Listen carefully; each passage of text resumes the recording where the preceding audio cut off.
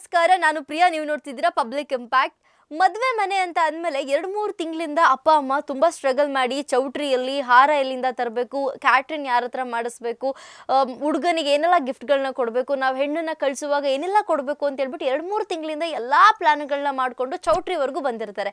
ನೀವೊಂದು ಗಾದೆನ ಕೇಳಿರ್ತೀರಾ, 1000 ಸುಳ್ಳು ಹೇಳಿ ಒಂದು ಮದುವೆ ಮಾಡಬೇಕು ಅಂತ ಹೇಳ್ಬಿಟ್ಟು ಮದುವೆ ಮಾಡಿ ಅಂತ ಹೇಳ್ತಾರೆ. ಆದರೆ ಇಲ್ಲಿ ಅಂಥದ್ದೇ ಒಂದು ಘಟನೆ ನಡೆದೋಗಿದೆ.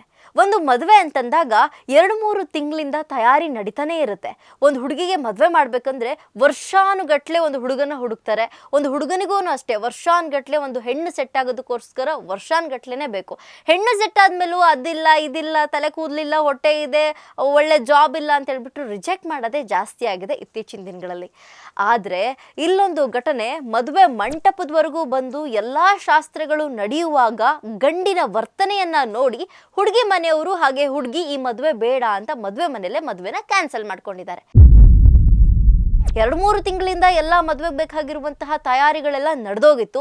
ಎಲ್ಲರೂ ಕೂಡ ಮದುವೆಗೆ ಭಾಗಿಯಾಗಿದ್ರು. ಗಣ್ಯರಾಗಿರಬಹುದು, ಫ್ಯಾಮಿಲಿ ಮೆಂಬರ್ಸ್ ಆಗಿರಬಹುದು, ಪ್ರತಿಯೊಬ್ಬರು ಕೂಡ ಆ ಮದುವೆಗೆ ಭಾಗಿಯಾಗಿದ್ರು. ಆದರೆ ಕೊನೆ ಮೂಮೆಂಟಲ್ಲಿ ಇನ್ನೇನು ಸ್ವಲ್ಪ ಹೊತ್ತಿದೆ ತಾಳಿ ಕಟ್ಟೋದಕ್ಕೆ ಅಂತ ಅನ್ನುವಾಗಲೇ ಫ್ಯಾಮಿಲಿಯವರೆಲ್ಲ ಸೇರಿಕೊಂಡು ಬೇಡ ಈ ಮದುವೆ ಅಂತ ಹೇಳಿದ್ದಾರೆ. ಕಾರಣ ಇಷ್ಟೇ, ಶಾಸ್ತ್ರಗಳೆಲ್ಲ ಶುರುವಾಗುತ್ತೆ. ಗಂಡು ಹಾಗೆ ಹೆಣ್ಣು ಹಾರವನ್ನು ಕೂಡ ಬದಲಾಯಿಸ್ಕೊಳ್ತಾರೆ. ಬದಲಾವಣೆ ಆದಮೇಲೆ ಹುಡುಗ ಅವಾಗವಾಗ ಶಾಸ್ತ್ರದ ಮಧ್ಯದಲ್ಲಿ ಎದ್ದೋಗ್ತಾನೇ ಇರ್ತಾರೆ ರೆಸ್ಟ್ ರೂಮಿಗೆ. ಯಾಕೆ ಹುಡುಗ ವಾಶ್ರೂಮಿಗೆ ಇಷ್ಟೊಂದು ಸತಿ ಎದ್ದೋಗ್ತಿದ್ದಾನೆ ಅಂತ ಕೇಳ್ತಾರೆ. ಕೇಳಿದಾಗ ಅವನ ವರ್ತನೆ ಎಲ್ರಿಗೂ ಇರಿಟೇಟ್ ಅನಿಸುತ್ತೆ.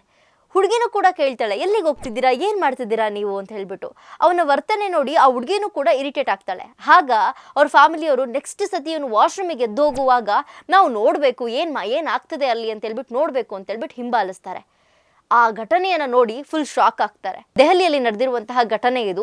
2-3 ತಿಂಗಳಿಂದ ಪಾಪ ತಂದೆ ಯಾರೇ ಆಗಿರ್ಬೋದು, ಮದುವೆ ಅಂತ ಅನ್ನುವಾಗ ಒಂದು ತಂದೆಗೆ ಎಲ್ಲ ಜವಾಬ್ದಾರಿಗಳಿರುತ್ತೆ.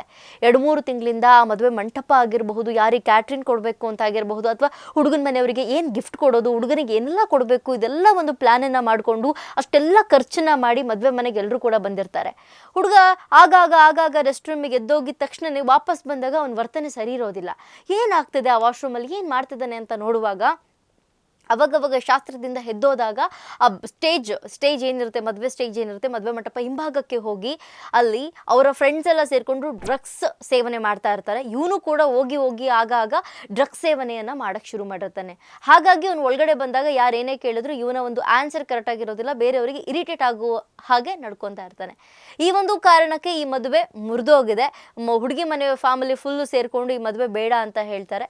ಆದರೆ ಅದ್ರ ಮುಂದಿನ ಏನಾಗುತ್ತಪ್ಪ ಅಂತಂದರೆ, ಹುಡುಗ ಆಲ್ರೆಡಿ ಮದ್ಯ ವ್ಯಸನಿ ಆಗಿರ್ತಾನೆ, ಸಿಕ್ಕಾಬಟ್ಟೆ ಮದ್ಯವನ್ನು ಸೇವಿಸ್ತಿರ್ತಾನೆ. ಹಾಗೆ ಈ ಡ್ರಗ್ಸ್ ಅಭ್ಯಾಸ ಆಗಿರಬಹುದು, ಧೂಮಪಾನ ಅಭ್ಯಾಸ ಆಗಿರಬಹುದು, ಇದೆಲ್ಲದೂ ಕೂಡ ಅವನಲ್ಲಿರುತ್ತೆ. ಸೊ ಒಂದಷ್ಟು ಕಮೆಂಟ್ಗಳೆಲ್ಲ ಸಾಮಾಜಿಕ ಜಾಲತಾಣಗಳಲ್ಲಿ ಈ ವಿಡಿಯೋ ಒಂದು ಹರಿದಾಡ್ತಿದ್ದಂಗೆ ಒಂದಷ್ಟು ಜನ ಕಮೆಂಟ್ ಮಾಡಿದ್ದಾರೆ, ನಿಮ್ಮ ಮಗಳು ಲೈಫ್ ಈಗಲಾದರೂ ಉಳಿತು, ಒಂದು ಹುಡುಗಿ ಬಾಳ್ ಉಳಿತು ಅಂತ ಹೇಳ್ಬಿಟ್ಟು ಒಂದಷ್ಟು ಜನ ಕಮೆಂಟ್ ಮಾಡಿದ್ದಾರೆ. ಈ ಒಂದು ಘಟನೆ ಬಗ್ಗೆ ನಿಮಗೇನು ಅನ್ಸುತ್ತೆ ಕಮೆಂಟ್ ಸೆಕ್ಷನ್ ಅಲ್ಲಿ ತಿಳಿಸಿ. ಇದು ಪಬ್ಲಿಕ್ ಇಂಪ್ಯಾಕ್ಟ್, ಜನಶಕ್ತಿಯೇ ನಿರ್ಣಾಯಕ.